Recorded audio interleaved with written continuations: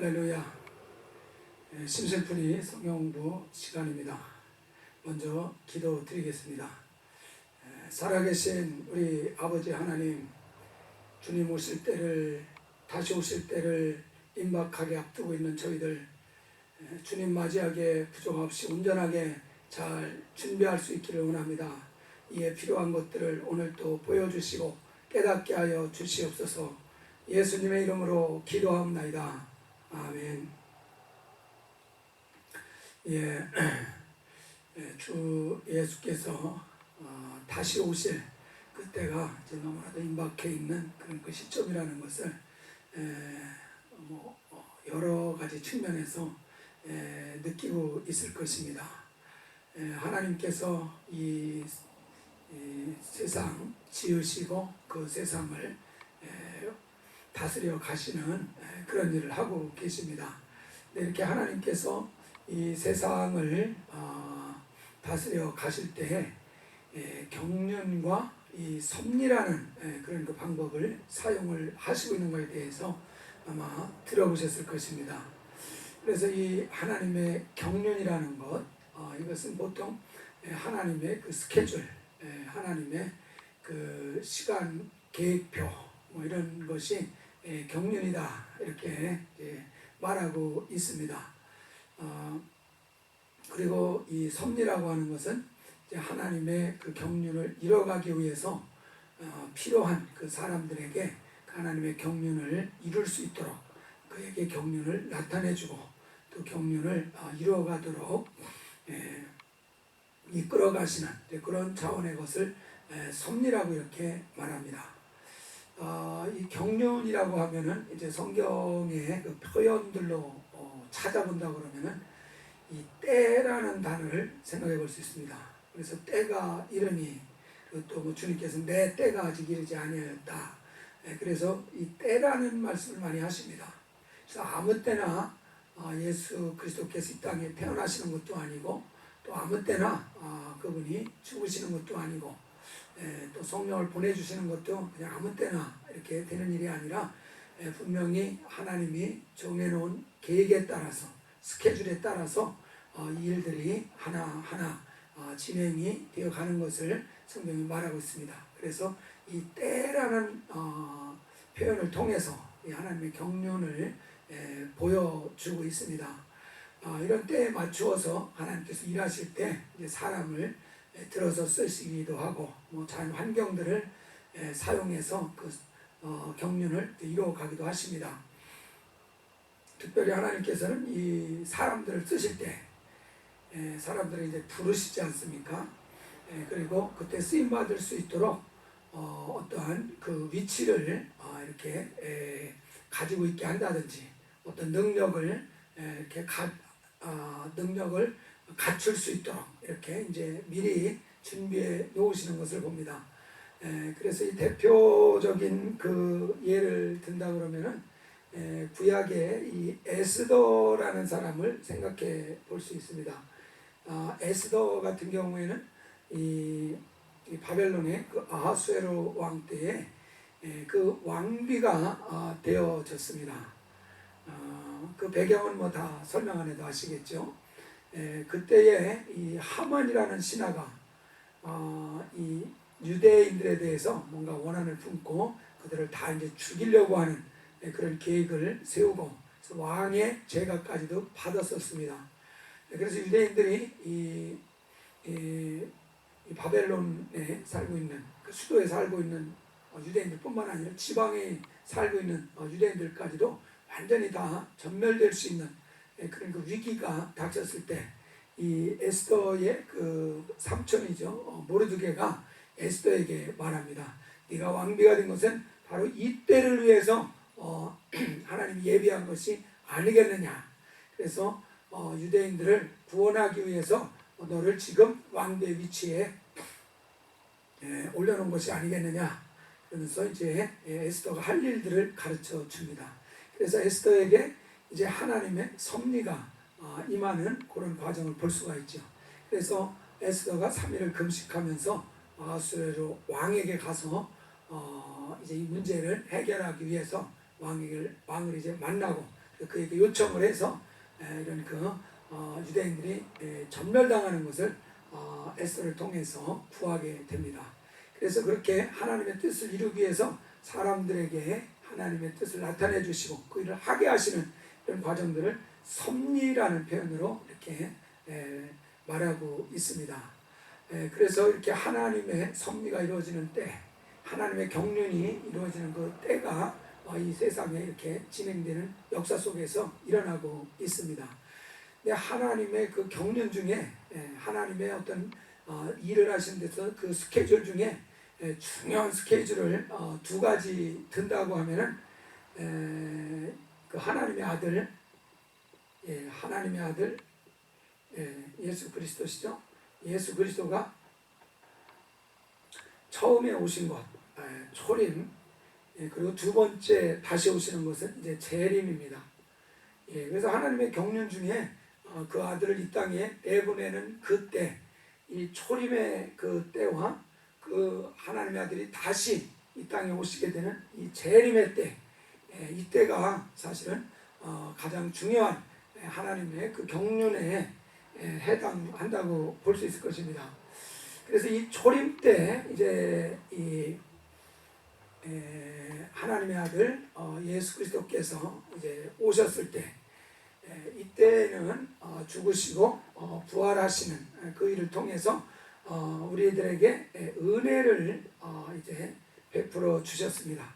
그래서 이 초림하셨을 때를 이 고린도후서 6장에서는 은혜 받을 만한 때다, 구원의 날이로다, 이렇게 표현을 해놓고 있습니다. 한번 확인하는 의미에서 찾아보겠습니다. 고린도후서 6장,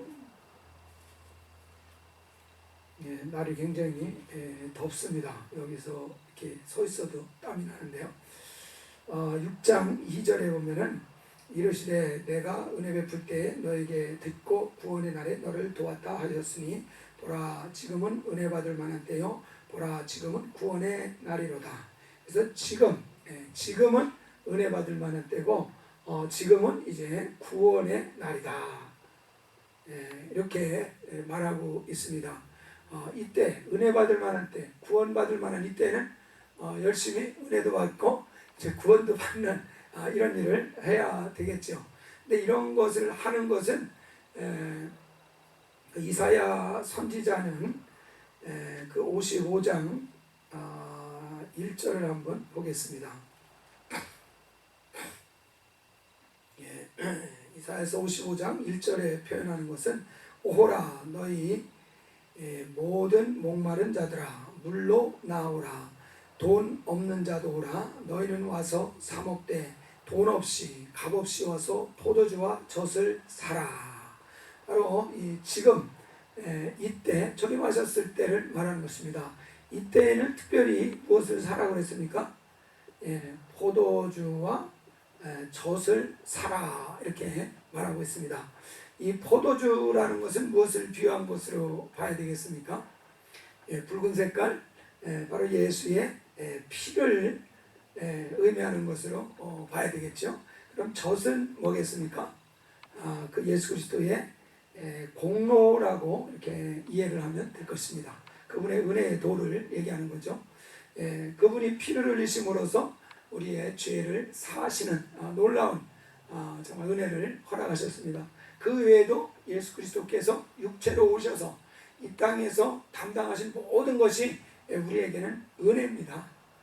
그분이 가난하게 살으신 것은 우리에게 부요가 되는 은혜가 되어지고, 그분이 채찍에 맞으신 것은 우리에게 치료의 그런 은혜가 되어지고, 그분이 십자가에 달리신 것은 그분이 저주를 받은 것인데, 그분이 저주받은 것은 우리의 저주가 이제 그분에게 옮겨져서 저주를 이길 수 있는 그런 은혜가 되어지고, 그래서 그분의 공로를 우리가 통해서 값없이 하나님의 그 축복들을 받는 것이 있습니다.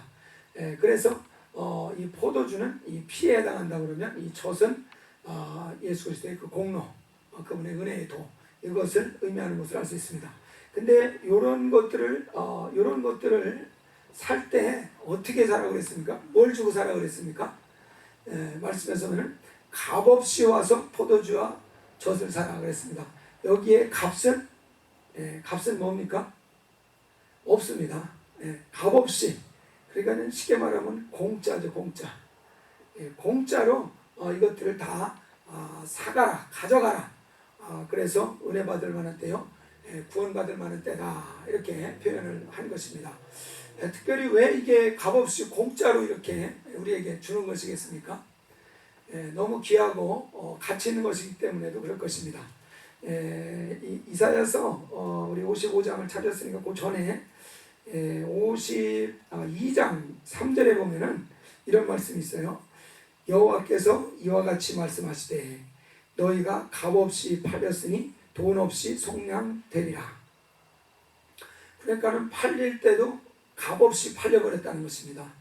마귀에게 속아가지고 아무 대가도 못 받고 다 그냥 마귀에게 팔려가지 않았습니까?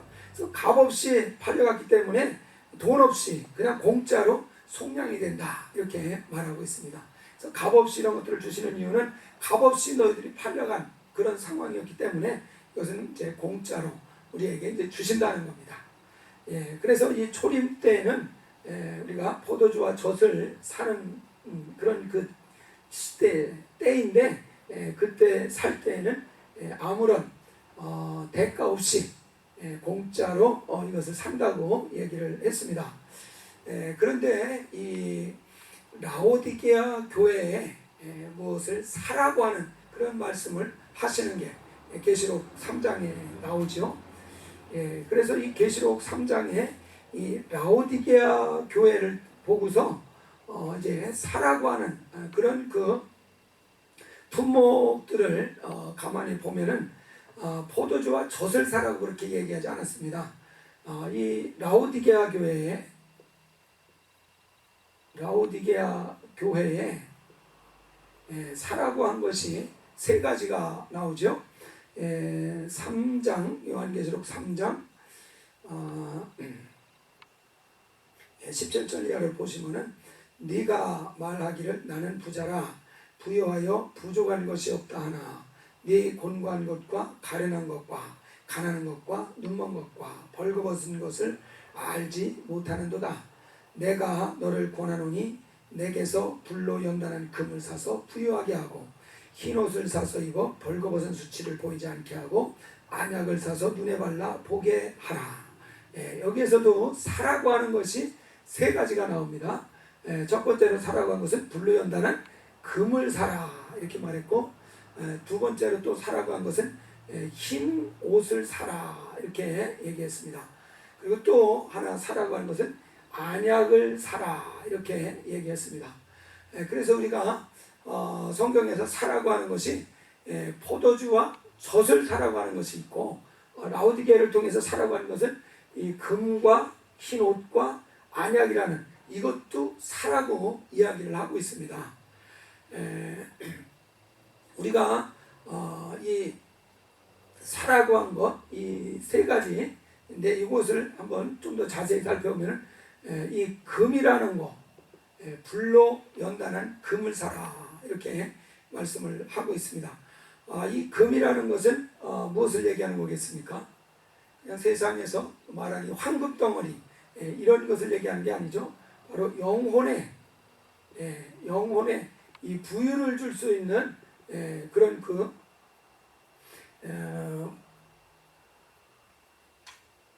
영혼의 이 부요가 낫겠네요. 영혼을 부유하게 해줄 수 있는 그런 그 대상이 여기서 표현한 금에 해당하는 것입니다. 그런 영혼을 부유케 하는 것으로 예를 들면 뭐가 있겠습니까?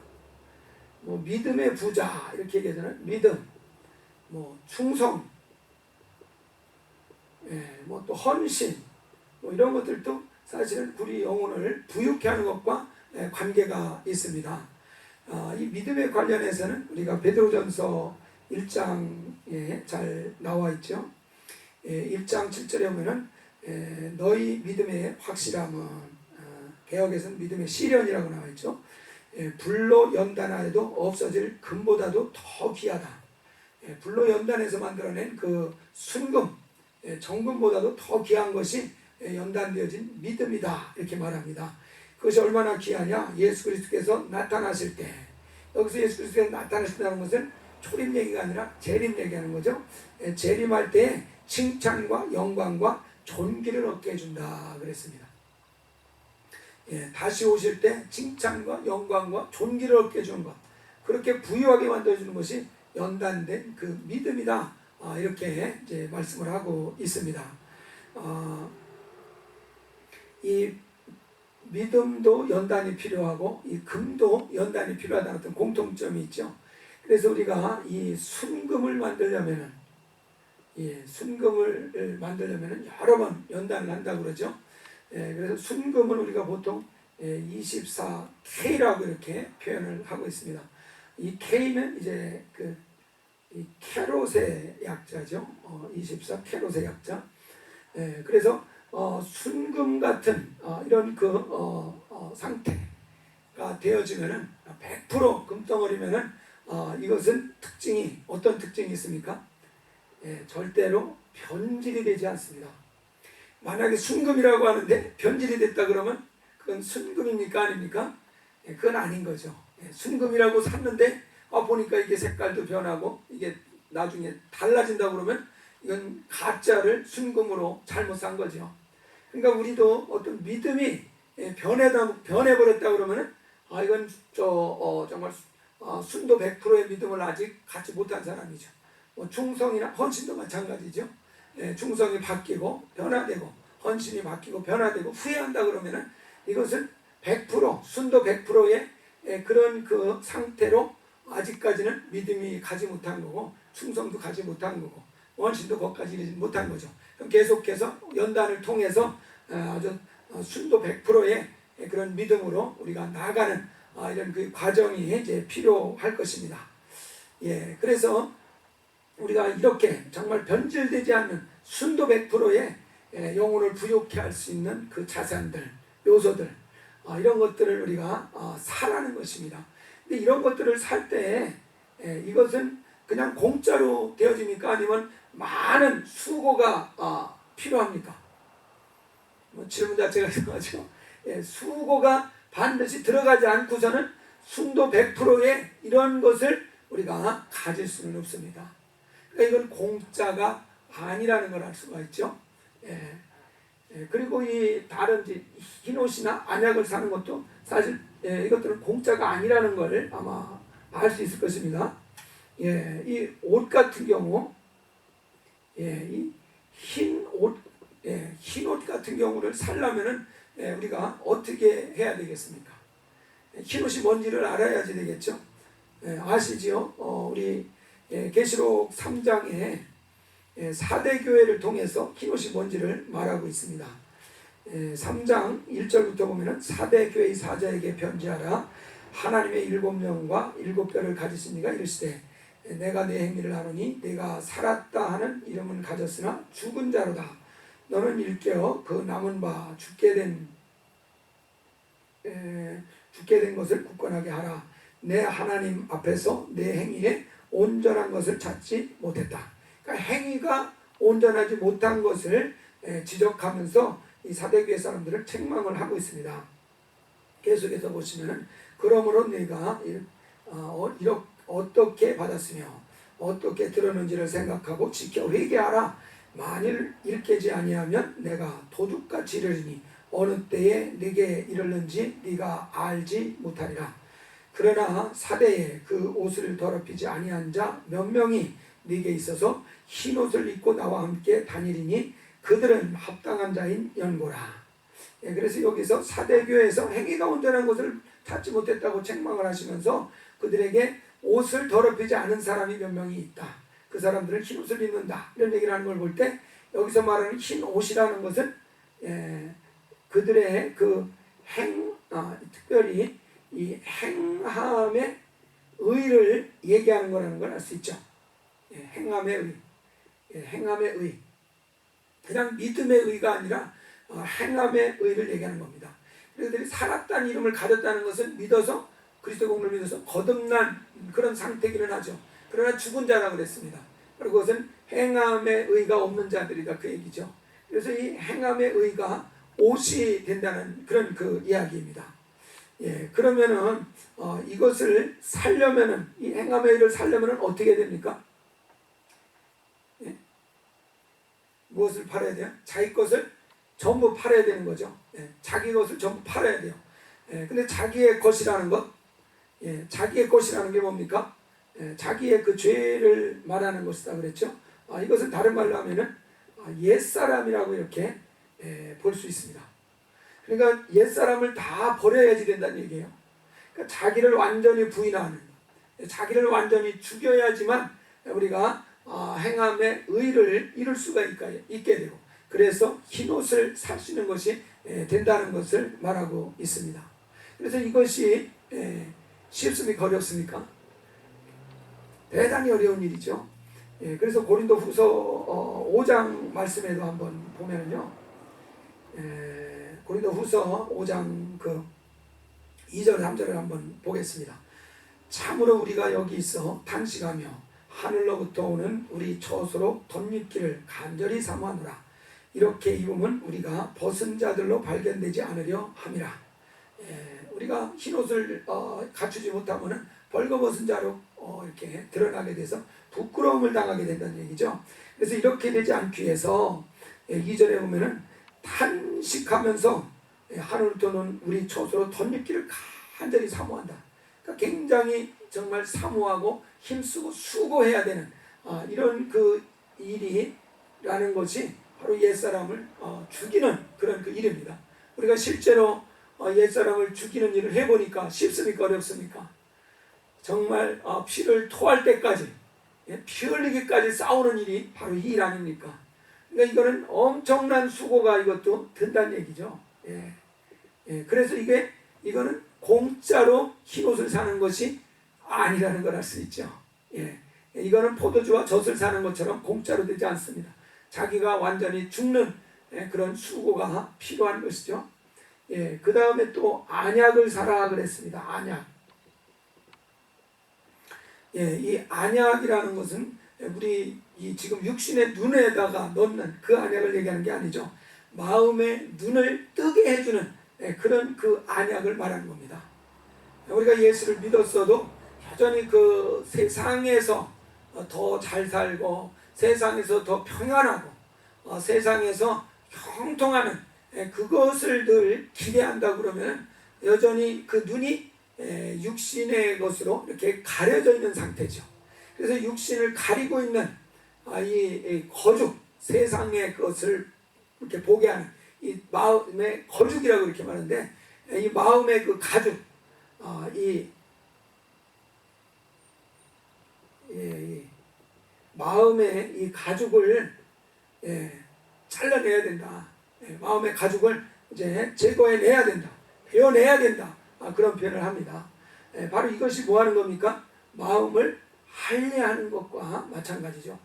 그래서 마음을 할례를 해야, 그렇게 세상 것만 바라보게 하는 이 가죽, 이 덮여있는 것을 베일을 벗겨버려야지 된다는 거예요. 그래야 정말 영적인 세계가 잘 보이고 하나님께서 주시고자 하는 것이 어떤 것인지가 선명하게 보이게 될 것입니다.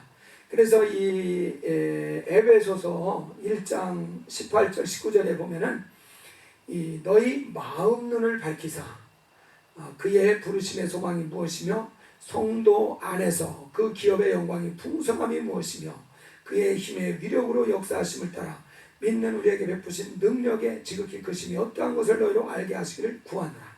그래서 이것을 마음의 가죽을 베어서 마음 눈을 떠서 무엇을 알기 원한다 그러니까 성도들에게 주신 이 소망이 뭔가를 보게 하기를 원한다.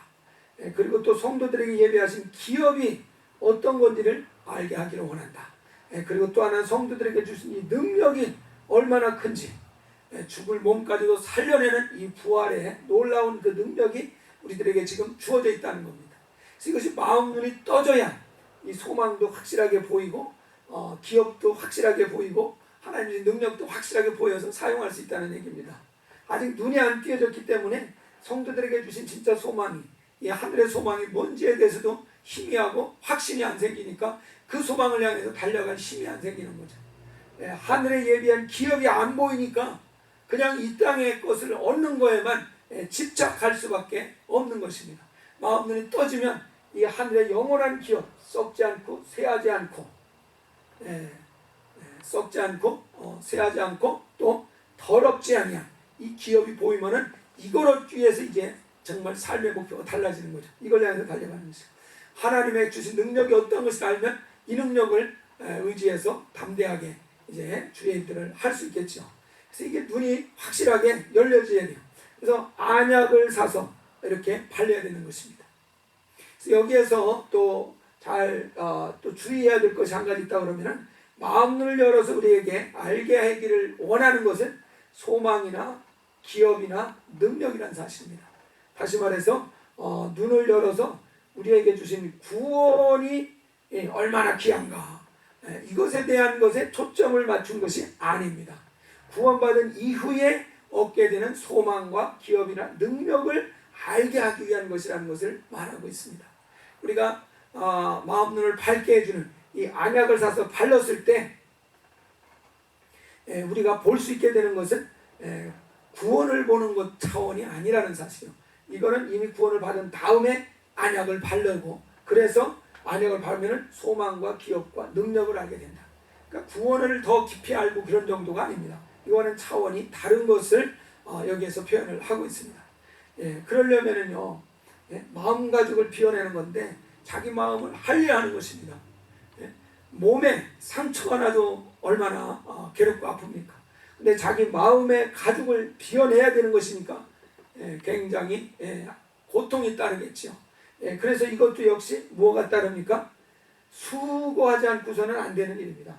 다시 말해서 공짜로 이것은 얻을 수 있는 성질의 것이 아니라는 것입니다. 그러면은 우리가 처음에 이 이사야서 55장 1절에서 은혜 받을 때, 지금은 은혜 받을 때, 구원의 날, 이때 사라고 한 것은 다른 것이 아니라 포도주, 그리고 젖을 사라 그랬습니다. 이 포도주와 젖이라는 것과 이 금과 흰옷과 안약이라는 것, 이것을 한번 비교해 보세요. 이거는 값없이 거저 사는 겁니다. 그러나 이 세 종류는 절대로 거저 사지 못합니다. 정말 수고를 해야 됩니다. 자기를 완전히 죽여야 되는 이런 엄청난 수고를 통해서 사게 되는 성질의 것이라는 이야기입니다. 그래서 특별히 이것을 사라고 하는 것은 라오디게아 교회에다가 이것을 사라고 말했다는 것도 잘 생각하셔야 됩니다. 일반적으로 이 라오디게아 교회는 예수 그리스도께서 재림하실 때에 이 땅에 있는 교회들의 모습이라고 설명하고 있습니다. 그러니까 예수 그리스도께서 재림하실 때 우리가 준비해야 될 것이 이것들이라는 것을 말한다 이 말입니다. 주님이 초림하셨을 때는 포도주를 사고 젖을 사는 것으로 충분합니다. 이것만 있어도 그 영혼은 얼마든지 구원받아서 낙원에 갈 수 있습니다. 그러나 예수께서 재림하실 때, 이제 라오디게아 교회의 모습인데 바로 이때에는 무엇이 필요하냐? 포도주와 젖만 가지고 있는 것이 충분하냐? 그것으로 충분하지가 않습니다. 그때에는 금과 흰옷과 안약이라는 이것을 사서 준비하는 것이 필요하다는 이야기예요. 이것이 준비되어 있어야 재림하실 때 그 주님을 제대로 맞이할 수 있는 사람이 되어질 것입니다. 그래서 초림 때와 다시 오실 때, 라오디게아 재림 때, 이 재림 때에는 사야 될 것이 다르다는 사실을 잘 이해하시기 바랍니다. 근데 우리가 사야 될 것을 잘 모르고 그냥 나는 포도주가 있고 젖이 있으니까 얼마든지 다시 오시는 주님을 맞이하는데 부족함이 없다, 이렇게 안일하게 생각하고 있을 경우에 다시 오실 때 주님은 이것을 보신다는 겁니다. 이것을, 금과 흰옷과 안약이 있는지 없는지 이것을 보신다는 것이에요. 그래서 이것이 없으면 의인 중에서 악인을 골라내서 다시 버려버린다고 그러셨지 않습니까? 그리고 또 열천의 비유를 말씀하실 때 분명히 5처녀는 지혜롭고 5처녀는 미련하다고 그랬습니다. 그 중에서 이제 슬기로운 5처녀는 등과 함께 기름을 준비했다고 그랬습니다.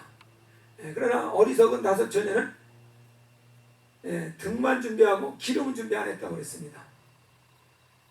그래서 이 열처녀의 비유에서 보면은 이 등에 해당하는 것, 등에 해당하는 것은 뭐 이거라고 볼 수 있을 것입니다. 근데 기름이라는 것이 또 준비해야 될 사항이 있었습니다.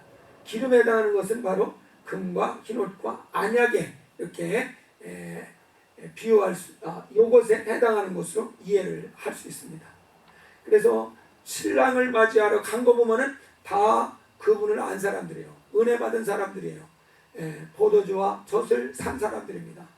그러나 이들은 분명히 다시 오시는 그 신랑을 맞이하지 못하고 이들은 버려졌습니다. 그러나 슬기로운 처녀는 등과 함께 기름까지도 준비를 해갔습니다. 바로 이 기름에 해당하는 것, 금과 흰옷과 안약, 이런 것들을 우리가 잘 준비하고 있어야만 이 라오디게아 시대인 재림하실 그때에 우리가 주님을 확실하게 맞이할 수 있는 이런 그 자격을 얻게 될 것입니다. 그래서 이것을 라오디게아 교회에 이제 말씀을 하시고서 분명하게 이야기를 해주십니다. 18절에 계시록 3장 18절에 보면 무릇 내가 사랑하는 자를 책망하여 징계하노니 그러므로 내가 열심을 내라 회개하라. 이런 것들을 준비하지 않고 은혜만 의지하고 그냥 안일하게 있는 것에 대해서 깨우기 위해서 열심을 내라 회개해라. 무엇을 열심을 내요? 이런 것들을 준비하는 것을 위해서 열심을 내라 그렇게 말합니다. 그래서 볼지어다 내가 문 밖에 서서 두드리노니 누구든지 내 음성을 듣고 문을 열면 내가 그에게로 들어가 그와 더불어 먹고 그는 나와 더불어 먹으리라. 그리스도가 온전히 그 안에 들어가서 그와 그를 지배하고 다스리는 주인의 위치로 이렇게 모셔야 되는 것을 이렇게 말씀하고 있습니다. 그리고 이기는 그에게는 내가 내 보좌에 함께 앉게 하여 주기를 내가 이기고 아버지 보좌에 함께 앉은 것과 같이 하리라. 그래서 이런 것들을 잘 준비한 사람이라야 보좌에 함께 앉을 수 있는 이런 그 영광을 주신다는 것을 말씀을 하셨습니다. 그래서 귀 있는 자는 성령이 교회들에게 하시는 말씀을 들어라. 바로 우리에게도 해당되는 말씀, 특별히 이 라오디게아 교회는 다시 오실 때, 재림하실 때의 그 교회의 모습입니다. 그래서 주님이 다시 오실 때의 신앙생활하는 우리들일진데, 다시 오실 것이 곧 임박한 시대라고 생각하는 우리들인데, 바로 우리가 이 시대의 신앙생활을 하고 있는데, 이때에는 준비해야 될 것이 포도주와 젖만이 아니라 값없이 살 수 있는 이것만을 가지고 있으면 되는 것이 아니라 금과 흰옷과 안약을 반드시 사서 갖추고 있어야 다시 오실 주님을 맞이할 수 있는 그런 사람이 되고, 그래서 버려지지 않는 이런 사람이 되는 것을 이 말씀은 잘 가르쳐 주고 있습니다. 그래서 우리가 이 마지막 다시 오신 주님이 다시 올 때가 임박했다고 말하는 이때에 우리가 포도주와 젖을 산 것으로 만족할 것이 아니라 다시 오실 때 라오디게아에 말씀하신 것처럼 이 세 가지를 사라고 하셔서 이 다시 오실 때 무엇이 필요한지를 말씀해 주신 것처럼 이것을 잘 갖춤으로써 다시 오실 주님을 우리가 맞이하는데 부조가 없이 잘 준비된 저희들이 될 수 있기를 간절히 바랍니다. 오늘 이것으로 마치겠습니다. 감사합니다.